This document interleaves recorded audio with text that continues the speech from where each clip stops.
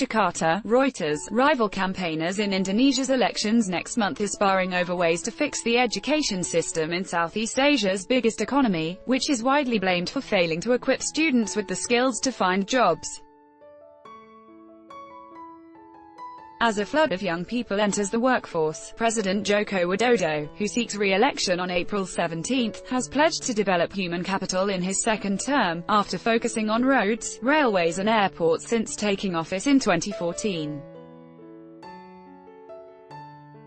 In a vice-presidential debate this week, partly focused on education, opposition candidate Sandiaga Uno attacked Joko's record in his signature program to improve one of the world's biggest vocational high school systems.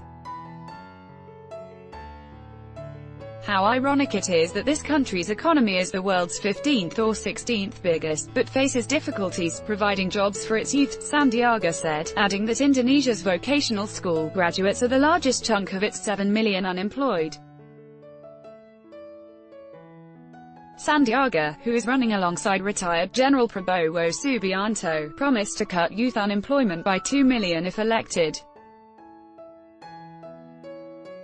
Joko and his running mate, Cleric Maruf Amin, have a double-digit lead in most opinion polls, but education could prove a weakness.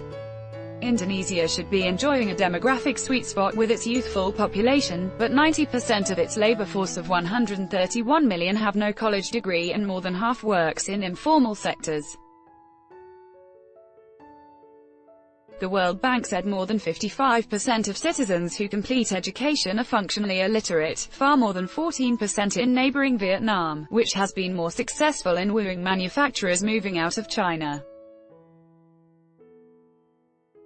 The OECD ranks Indonesia's education system 62nd among the 72 nations in its Program for International Student Assessment (PISA) that rates 15-year-olds' maths, science and reading skills.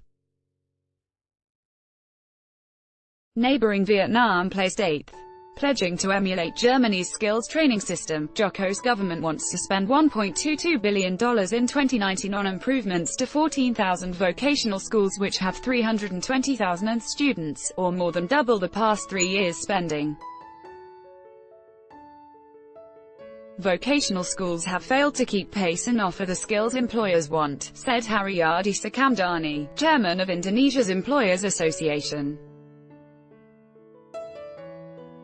Once we hire people, they always have to be retrained. A joint assessment by the government and the World Bank revealed shortages of skills in managerial positions, from chemical manufacturing to biochemistry and food technology.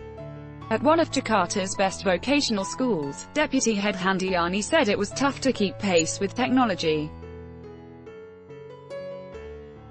While a course on office management that replaced secretarial training taught use of a fax and even a typewriter, there were no courses on artificial intelligence or automation, she added. During Sunday's debate, the 76-year-old Maruf defended the government's program to produce a skilled workforce. He touted a plan for skills training and cash handouts to the unemployed, but some economists have warned that could stretch the budget. Sandiaga, a businessman and former deputy governor of Jakarta, said he would push training for entrepreneurs and boost teachers' salaries if elected. Experts point to the looming demographic challenges. Like it or not, this population is growing older, and before it turns old, people have to be made more productive, Finance Minister Sri Mulyani Indrawati said this month.